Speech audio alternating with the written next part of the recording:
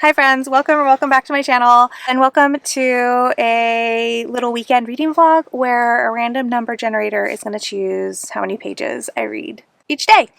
I've been feeling like my focus is crap at the start of the year, and I'm reading slower than I usually do, which I don't love, and I'm like hyper distracted. So I'm hoping that this will either this video will have two outcomes. Either I will lock in and I'll get some focus back and it'll be great, or it'll push me all the way into a reading slump and I will hate everything.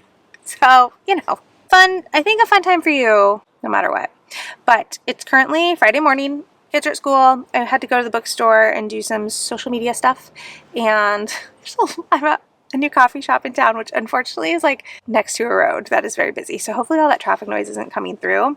I even like brought the camera in the car to record this instead of like using my phone. But yeah, I'm gonna go in and get some coffee and a pastry and sit and read a little bit. I brought Nona the Ninth with me because I'm currently rereading that, and I promise this is the last vlog I'm going to talk about Nona in. I promise. Even if I'm reading it in other ones, I'm not going to talk about it anymore because I feel like I've talked about it a lot. But I need to finish listening to like the last 20 minutes of the podcast episode for pages that I read the other day, and then I want to listen to the next like chunk while I'm here. And then it's run day, so I have to go do my run, which might be a nightmare because I did start my period yesterday, and I typically don't love running on the first couple days of my period. And then we gotta go grocery shopping, and then nothing else is on the schedule until 2:30 when my youngest gets out of school. I'm capping the numbers for the pages at 300 because I think that's like a stretch goal. I think 150 to 200 is what I can manage kind of easily, like when I'm in the groove, but I think 3 will like stretch me out of my comfort zone a little bit. So if I get 300, there's a very real chance that I will fail for the day, but let's just see what I'm going to read for today. Okay, so I got it 1 to 300, and I'm going to read 1. No, that is unacceptable. We are doing that again.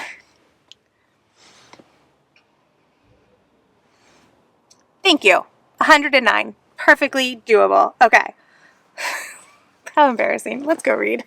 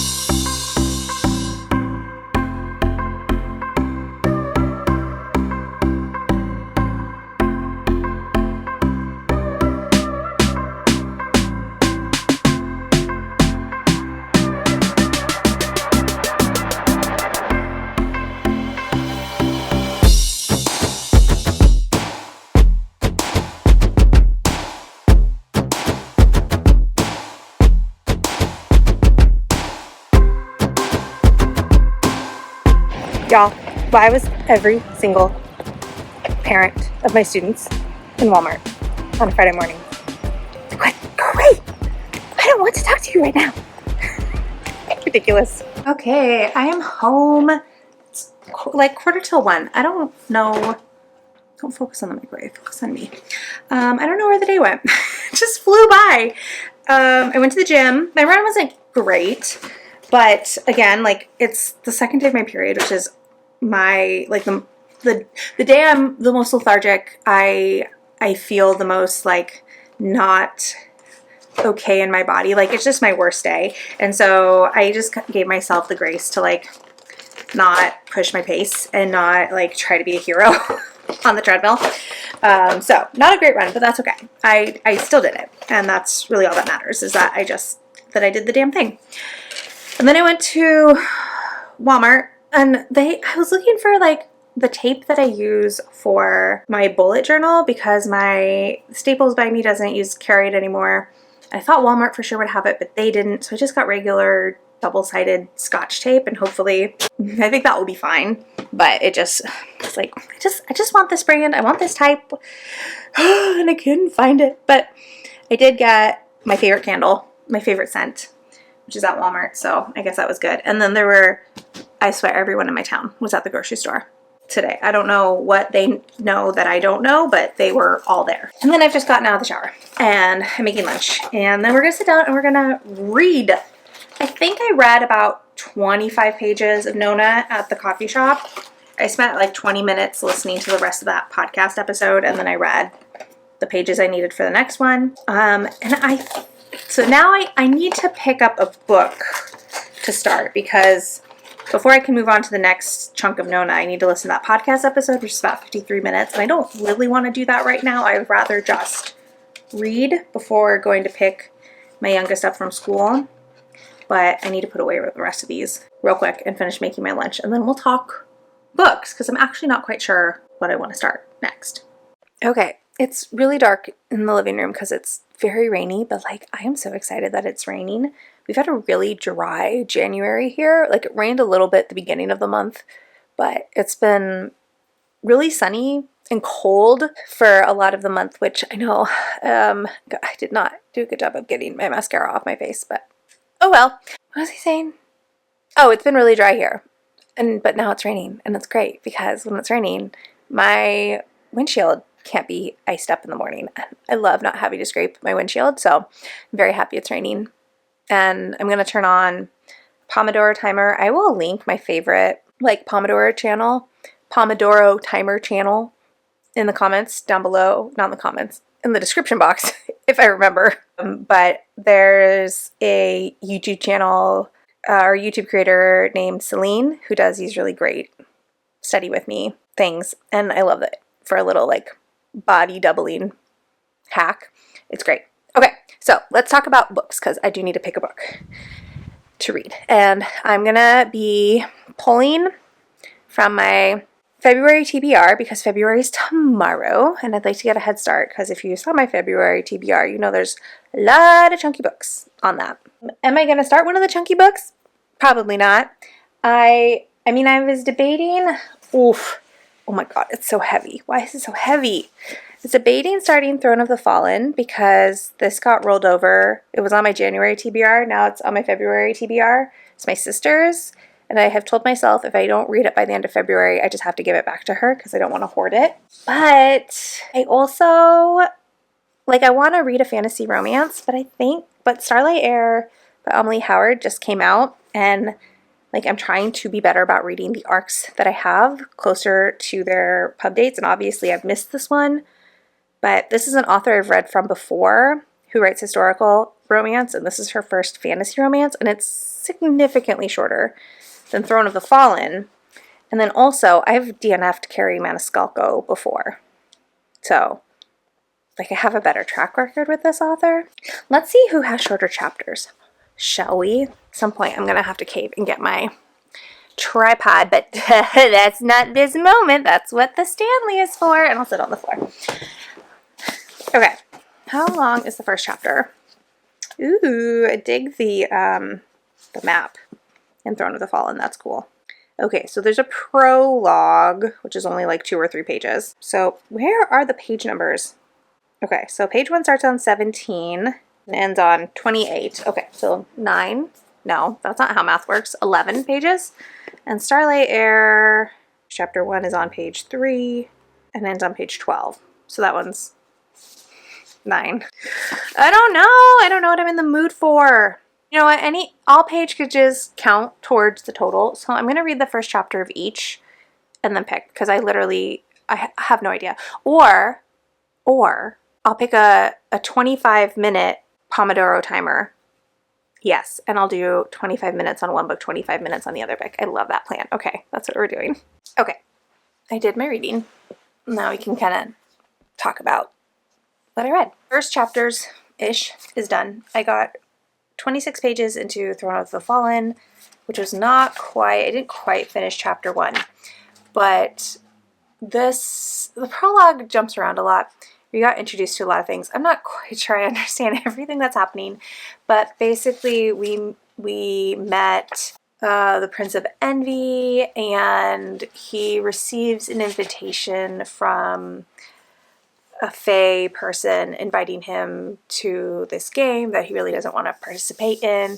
You get the sense that there's like a magical illness, I guess, that's infiltrated his court that is driving his courtiers to madness. And then the game is about to start.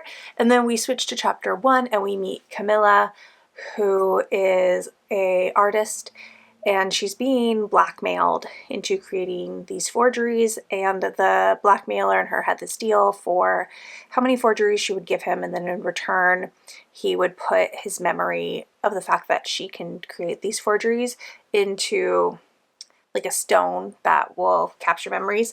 And of course he's refusing and is trying to extort her for more forgeries, and she's not having it.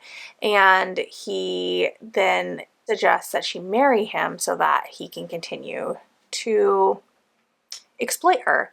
And you get the sense that Camilla's world very much has Regency England rules for society, for how women can behave, for what they're allowed to do, and then for how much control men have over them. And then this other guy leaves and she turns back to go to her work, and then the bell over the door to her shop, there's a sound that indicates somebody's come into the shop, and she thinks it's this douchebag coming back to like harass her some more. And so she's like, oh no, I'm not looking for a husband. And then of course it's not him, it's somebody else. And she turns around and she and, why can't I remember which sin this prince is? Envy lock eyes for the first time. And I like that her world has those like Regency England or Victorian England vibes. I felt like that helped center me into the world a little bit more. And I thought the writing was good, a little like predictable, and you know, we're not doing anything. I should hold up the book so you know what I'm talking about. We're not doing anything revolutionary with, you know, the tropes or the descriptions or the setup, or, you know, it's very, I don't want to say stereotypical, but like there is some comfort in knowing of like, okay, these are the beats that we're following. So I'm interested. And then I read, I think 20 pages of The Starlight Heir, which was just a little bit into chapter 2. And we meet Soraya, who is a blacksmith, and she is also doing illegal things with her trade, but she is instead using a magic item and imbuing it into the blades that she is making, and it's a magic that regular people aren't allowed to access. You have to be nobility, and she's not, and so she would be in very big trouble, and her family would be in very big trouble if she was caught out. And in this kingdom, there is a prince, and it's time for the prince to get married. And so the palace has sent out 1,000 invitations to women throughout the kingdom, because he doesn't have to marry royalty, he can marry whoever. And these 1,000 women are going to be invited to the palace to compete for the prince's hand. So kind of like a bachelor situation. And Soraya, much to her dismay, receives an invitation. So it's kind of interesting that these two books both start with invitations, though very, very different in nature. And I think she's going to end up falling in love with the prince's brother, and there's going to be like a competition in this one. And I don't know what the overall plot is of Stolen Throne, or Throne of the Fallen. Oh, maybe it's that going into, it's the game. So they both kind of have like a competition thing. I'm leaning towards continuing with Throne of the Fallen. Not that I didn't like The Starlight Heir. Like, I think the writing is pretty comparable between the two. I think the world in here is going to demand a little bit more brain power than I have. There are also some funky things, like this is set in a desert world, which I love, but then like Soraya's best friend said like something that was very modern and like contemporary, and then also like she just did some things that were very much like this world 2025 and not fantasy world. And that took me out of it a little bit. And so I didn't love that. I do still want to read this, but I think I am going to continue with Throne of the Fallen, which I'm kind of shocked. I thought for sure I'd keep going with Amelie Howard, but that's another 46 pages on top of the 21. So I'm at 67. It's not too bad. So yeah, I'm going to go ahead and wrap up this chapter that I didn't quite finish. And then I have to go back to the grocery store because I forgot 3 things. And unfortunately, one of them is tampons because I didn't realize I was almost out. And so that is definitely a necessity that I cannot put off. And then I'll go pick up my youngest from school.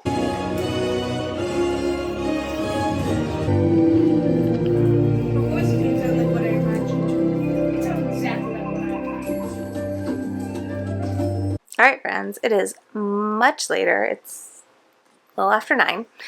And I just got to page 74 in chapter 7 in Throne of the Fallen, and I'm still liking it. I every once in a while I get hung up on something silly.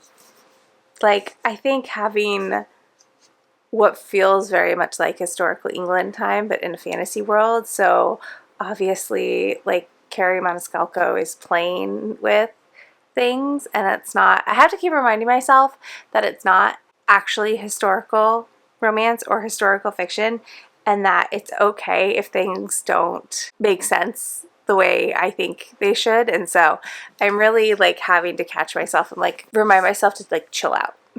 Like, it's supposed to be a silly goofy time, not like super serious. So I'm managing my expectations, which is good. Always good. But I'm liking it so far. I'm ready for the plot to really start plotting, though, now that we've gotten the setup. But between that and the 21 pages of Nona the Ninth and the 20 pages that I read of the Starlight Heir, I am at 114 pages for today. So I passed the goal of 109, and I'm going to go ahead and do the random number generator again now so that I know how much I need to read tomorrow morning, because as you know, I wake up ridiculously early, but I don't want to talk to a camera ridiculously early. So we'll spin. We'll do this now so that I know what to do tomorrow. Hopefully this isn't as embarrassing as it was. Bro, can you focus? Thank you. Hopefully this won't be as embarrassing as it was this morning. Okay.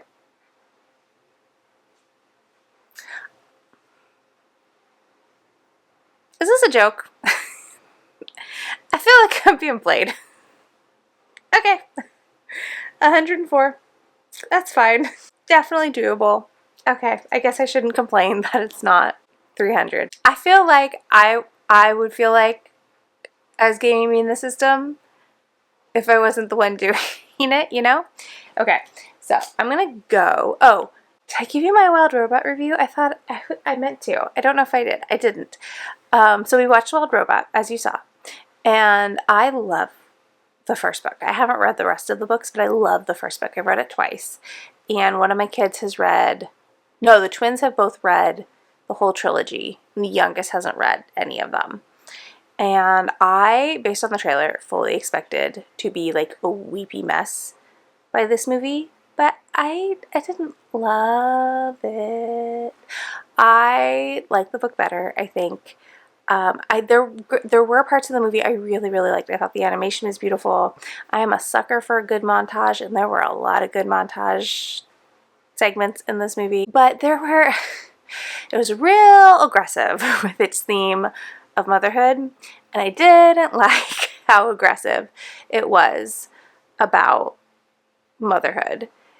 Just in the, I don't know, in the way it was hitting the audience over the head with its message of mothers have value and mothers are important and you only have purpose if you're a mother. And so I'm like, okay. I'm trying to give DreamWorks the benefit of the doubt. I'm like, maybe they don't mean anything by it. Maybe they're just trying to do a movie so mothers could feel seen and appreciated and a movie that would maybe spark their children to appreciate them for like 0.3 seconds before they go back to being kids. But I don't know. The motherhood theme was just, it was aggressive. And it's not why I love that book. I mean, Roz and Bright Bill's relationship is why I love that book, but I don't know. I just think Peter Brown had a more delicate touch than DreamWorks did in this instance. But I did love the voice actors and the possums. The baby possums were low-key the absolute highlight of the movie. They were so funny. But the kids all loved it. My kids cried 3 times and was so mad that they'd had so many feelings. So, like, clearly my child in that moment. But, so yeah, that's my little movie review in amongst the book reviews. So, I'm going to go to bed. So I'm ready to read 104 pages tomorrow. Good morning, everyone. It's Saturday. I am still looking a mess because I'm still in my jammies. I just did some stretching, which got my hair all disheveled, but I accidentally slept in this morning, so I haven't gotten as much reading done as I'd hoped to, but I did get into part 2 of Throne of the Fallen, and I'm on page 124. If I read only from this today, I'll be at page like 178 when I reach my goal. And so far I am intrigued. I'm having a good fun time. It's interesting how this is a fantasy world where Carrie Maniscalco basically threw everything at the wall. Like, there are these lords of sin. Did I even tell you that the setup for this, also I have a background on, so hopefully the bird noises aren't annoying. But the setup for this is that each book is going to follow a brother, and they are the lords of sin. So like the 7 deadly sins, basically. And in this one, it's Envy. Envy's book, hence the green spine. But that this is a fantasy world where Carrie Maniscalco has basically thrown everything at the wall. So because we have the lords of sin, we have fae, we have vampires, we have werewolves, we have magic, we have like, it's all in here, which kind of makes it fun. Because then it's just like, oh, anything is fair game. Anything could happen. Which lord did I say this was? Envy. Envy and Camilla have had a few interactions and have just kind of made a deal, because for this game, Camilla's art is a step in the game for Envy.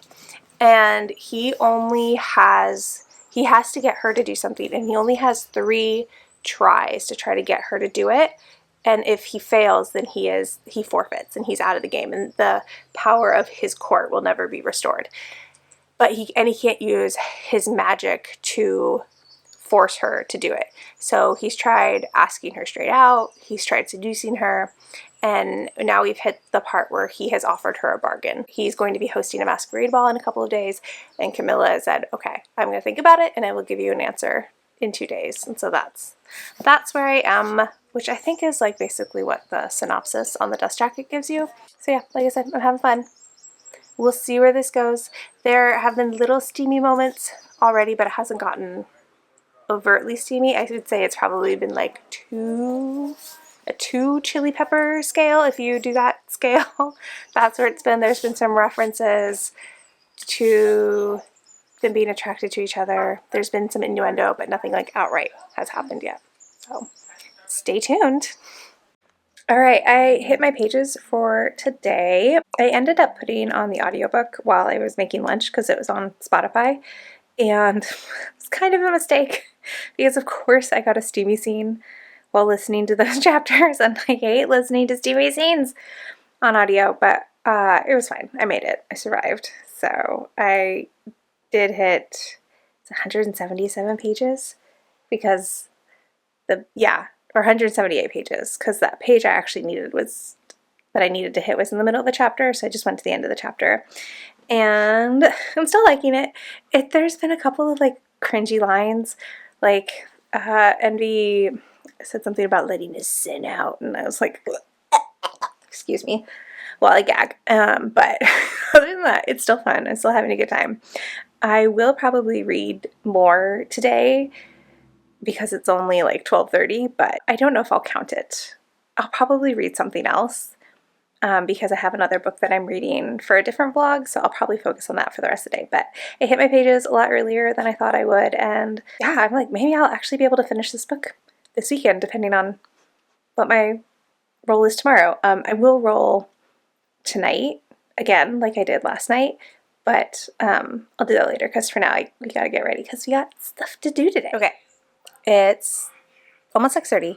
We're about to have dinner. I've already showered and I'm in my jammies. I want to roll or generate or press the button, whatever we're doing, to find out how much I'm reading tomorrow. So wish me luck. Let's see if I can do this one-handed since I'm holding instead of using my tripod. Oh, that looks like a big number. It is a big number. 257 pages. Ay. Okay. So I will not be skipping my alarm tomorrow. Actually, I think Becca in the books is doing reading sprints tomorrow, and because she's in the UK, her reading sprints are starting at like 4 a.m. my time. I'm not saying I'll get up at 4 a.m., but what if I did? But no, I need to sleep. We'll see. It's a thought. I will at least get up at 5, if nothing else.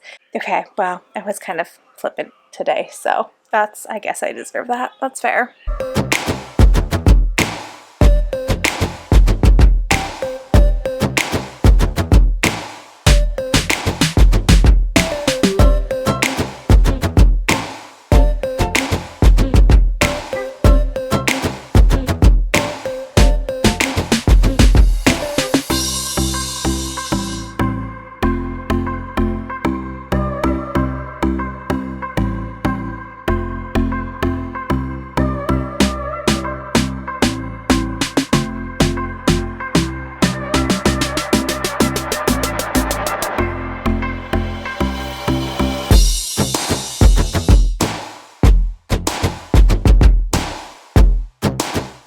Hello friends, what time is it? It's almost 5 o'clock. I'm currently doing like 5 million loads of laundry, and I've temporarily switched over to the audiobook because there's no steamy scenes for a while, so I can listen while I do my chores. And I did a good amount of reading this morning, like a good amount. I think I read I read over 100 pages this morning between like during Becca's reading sprints, and then I went to the gym, and then I read a little more, and then we got ready and went over to my parents' house because 3 of our family members have birthdays in January, so we did a little belated birthday celebration. It was great. It was very loud, very chaotic, but I love it. Love how loud my family is. We just have such a good time together. And like I said, now I'm on the audiobook. I have 113 pages left to hit my goal of 257 pages. Also, I mathed wrong last night and I was 1 page short when I updated you last night, and so I ended up reading another chapter in bed just to make sure I was over. So I actually read like 114 pages yesterday. And yeah, now I have 113 left for today. So I'm probably going to keep listening to the audiobook. We've definitely gotten to like the adventure part of the story, which I'm really enjoying. I really like the adventure. I think it's really funny how these two, like, it's reminding me of Crescent City, which, like book 1 of Crescent City. I don't really consider this a spoiler, so I think it's fine. But these two, Camilla and Envy, keep cock-blocking each other, or getting cock-blocked the way, I can't remember anybody's name, the characters in Crescent City do in book 1, where there's like all these, not all, but there's several Stevie scenes where they're trying to seduce each other, or it's like a battle of wills, but like sexy wills. And then either one of them will stop to prove a point or somebody will interrupt. And so it's very like, not like that, but like start and stop. Not, oh God. Okay, so anyways, that's kind of fun because it really like keeps ratcheting up the tension, which I really appreciate. I actually really like it when romance authors like have a bunch of like false starts for the steamy scenes, because then we still get like those scenes, but it delays everything a little bit longer. Anyways, I'm done talking about this book. Anyways, I'm having a fun time. It's good. And I really like the adventure. I really like all the worlds. I really like how we have like all the fantasy elements in here. And so like I said, anything can happen, and that makes it fun. And I really like Camilla. I like how contrary and antagonistic she can get. It makes for a really fun dynamic between her and Envy, because I think otherwise I would find Envy insufferable, but because Camilla is so feisty, it makes Envy not fun as a hero, but like less of a stick in the mud than he would be if Camilla wasn't fun. Okay, I'm gonna go do my laundry now. All right, it is now 8:30. The kids are in bed.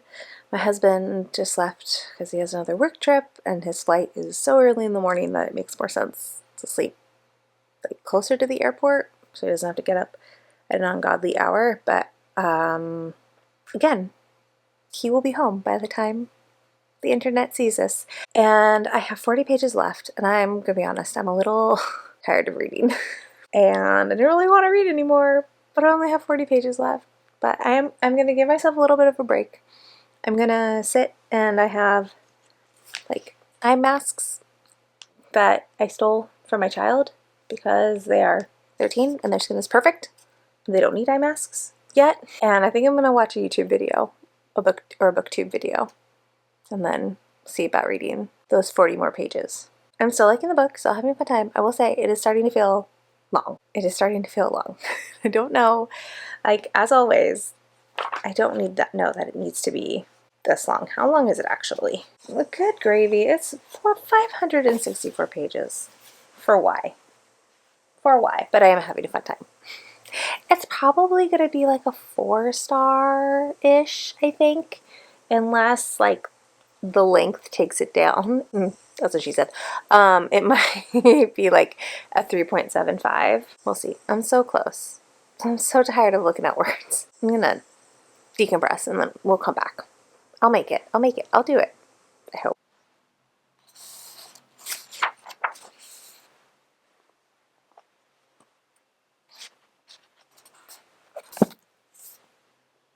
Hello, friends! It is a couple of days later. As you may have saw in my B-roll, I did end up completing those pages of Throne of the Fallen that I needed to read on Sunday. And I actually only managed to get it done because I finally hit the sex scene, which was like 2 chapters long, and I skimmed it hard. So it was not what I was looking for at all. And then I wanted to wait until I had finished the book because I wanted to be able to give you my final thoughts before we close out this vlog, and I finished it last night, so now we can talk about it. I ended up giving this a 3.75. I could round it up to a 4, like it's that kind of rating. I'm more likely to round it up to a 4 than round it down to a 3.5. I loved this book the most when we were in the adventure and when we were in the quest and following Envy and Camilla trying to play this game and to solve these clues and to win. But what really ended up bringing my rating down, because I was feeling like it was a solid 4 for such a good chunk of this book, but man, that sex scene, it was so long and it was so predictable. I think that's where I really struggle with super steamy romance these days, is that the sex scenes follow such a predictable pattern that if I've read one, I don't need to read anymore because I know all the beats that are going to be hit. I know how it's going to progress. I know what it's going to reveal, and there's just no reason for me to read it because I already know what the outcome is. It's part of the reason why I tend to really like well done monster romance, because the monster romances that I really love are ones that subvert how the sexual interactions are going to go. If that makes sense. It makes sense to me. I don't know if I articulate it well where it'll make sense to anybody else, but and this one just followed the same rhythms. It was pretty unoriginal, and I just skimmed it. I skimmed it just to make sure nobody revealed anything interesting. But and the book ends on a sex scene as well. That again, I skimmed pretty hard.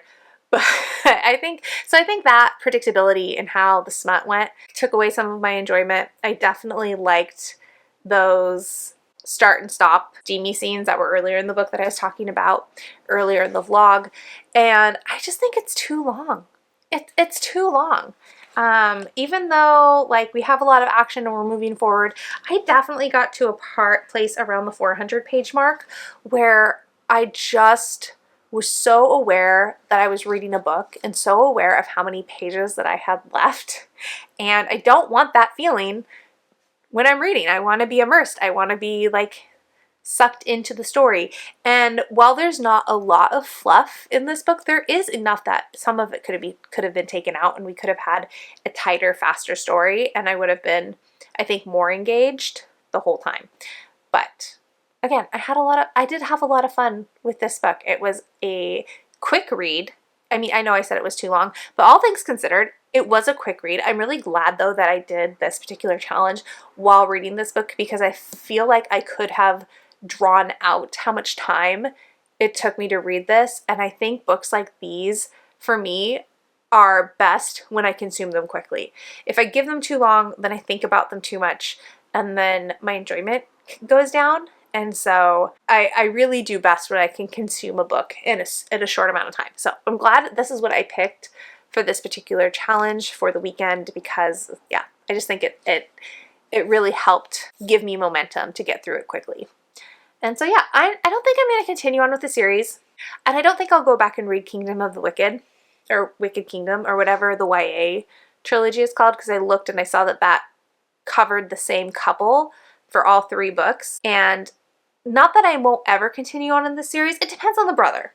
I'm not super interested in the brother that the newest book is about, but if she ever writes Sloth's book, I could pick that up. I really enjoyed Sloth's character in this. But yeah, I think if you're looking for just like a fun, quick, popcorn type reading time, this is fun for what it is. Yeah, I don't want it to sound like I'm a hater, because I had a good time. Just isn't my favorite thing that I've read. You know? Okay, so with that, we're going to wrap up this vlog. I actually had a lot of fun doing the number generator this way for picking my reading pages. I will probably do it again in the future, because it really helped me to focus and to prioritize reading instead of doing like all the other things that exist that can distract me. If you want to leave an emoji to let me know you were here, let's do a key emoji. And otherwise, like if you liked it, subscribe if you want to, and I'll talk to y'all in the next one. Bye!